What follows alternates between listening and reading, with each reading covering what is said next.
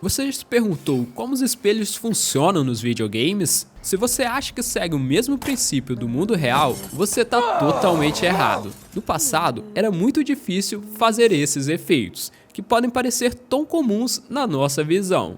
No vídeo de hoje, eu vou te mostrar 4 técnicas que a indústria de jogos usa para simular a aparência de um espelho nos jogos 3D. E a última, já te adianto, que é a mais incrível e realista. Então fica comigo até o final para não perder nenhum detalhe.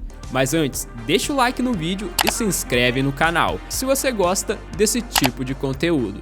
E para começarmos esse assunto, vamos entender como os espelhos são feitos no mundo real. Eles são uma aplicação de vidro bem antiga, que surgiu há cerca de 5.000 anos na antiga Suméria. Naquela época, a fabricação dos espelhos era rudimentar, resultando em imagens pouco nítidas devido à limitação tecnológica. Porém hoje, a coisa mudou. Os espelhos são feitos a partir de vidros planos que refletem totalmente a luz que incide sobre eles. Os vidros precisam ser de alta qualidade, com superfícies perfeitamente planas e paralelas. Isso é crucial, porque qualquer defeito, mesmo que seja bem pequeno, resulta em uma deformação na imagem refletida. Na sua construção, além de uma camada de vidro, é essencial mencionar a presença de outra superfície lisa na sua parte traseira, geralmente feita de prata ou alumínio, que funciona como uma camada refletiva.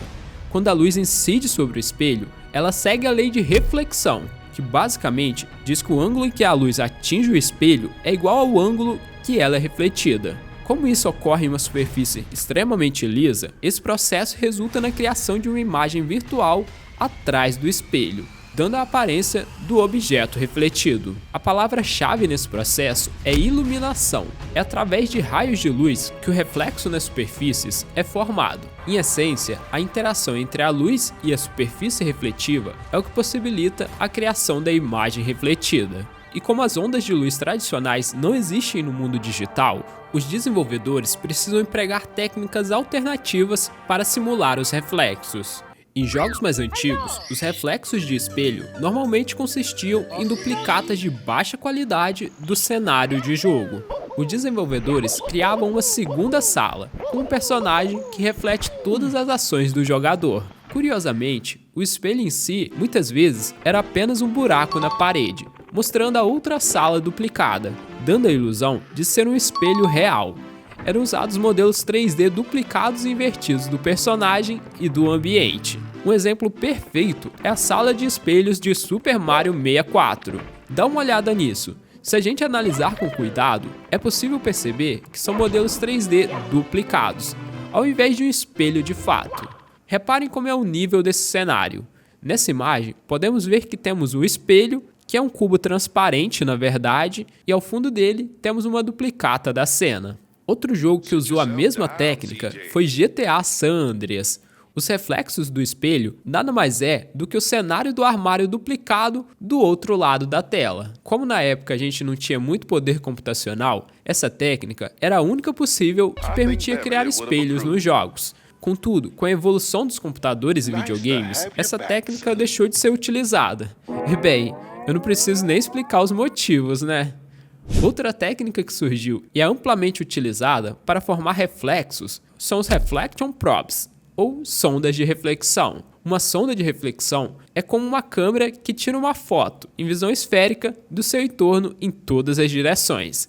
Essa imagem capturada é então armazenada como um Cube Map, que é um tipo especial de textura que armazena dados do entorno de um ambiente. Com isso, os objetos com materiais refletivos podem usar os dados dessa sonda de reflexão próxima dele para formar seu reflexo. Essa técnica é usada em diversos jogos modernos, inclusive podemos dizer que é a mais utilizada pela indústria, e atinge um bom equilíbrio entre qualidade visual e desempenho. Os reflexos formados a partir de texturas Cube Map, dependendo da quantidade de detalhes da cena, pode não criar um reflexo tão preciso e realista.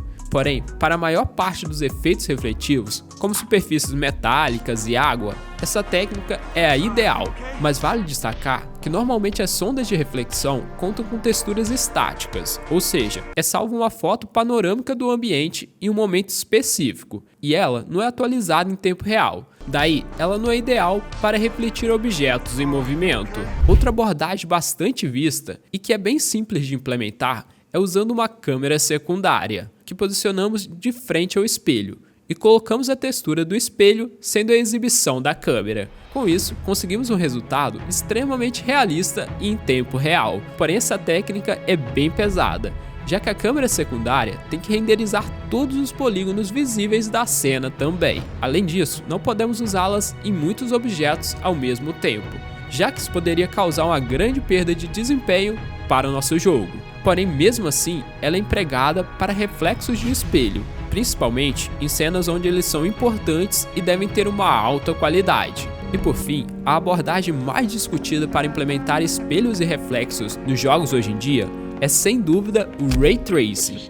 Ray Tracing é uma técnica de renderização que exige mais desempenho e é empregada em computação gráfica para criar cenários realistas, imitando a interação da luz com objetos em uma cena, permitindo assim a geração de uma iluminação e reflexos hiperrealistas. O Ray Tracing simula como a luz se comporta quando encontra superfícies reflectivas e refrativas, e seu elemento-chave são os raios. Esses raios são linhas imaginárias que representam o caminho da luz conforme ela se move através de uma cena. Normalmente, esses raios são lançados da câmera para a cena. Ao atingir um objeto, o Ray Tracing calcula como a luz interage com esse objeto, considerando reflexões, refrações e sombras. E a partir disso, o motor do jogo calcula com precisão a iluminação da cena, e esse processo é repetido frame a frame. Isso traz o melhor resultado visual que temos no momento em jogos, já que a simulação com raios imita o que vemos no mundo real, e com isso conseguimos criar iluminação e reflexos precisos. Mas claro, toda essa qualidade demanda de um desempenho extremamente alto. A escolha sobre qual técnica usar para criar reflexos depende do projeto, estilo gráfico do jogo e, claro, da sua plataforma-alvo. Porém, essas são as 4 técnicas que mais vemos a indústria de jogos utilizar para simular reflexos e criar efeitos de espelho. E se você gosta desse tipo de conteúdo, clica no like aí e não deixa de se inscrever aqui no canal. E agora que você já conhece as técnicas para criar espelhos em jogos, clica nesse vídeo que está aparecendo na sua tela. Nele, vamos explorar como a água é criada nos videogames e por que ela é um dos principais desafios para os desenvolvedores. Então, te vejo lá. Valeu!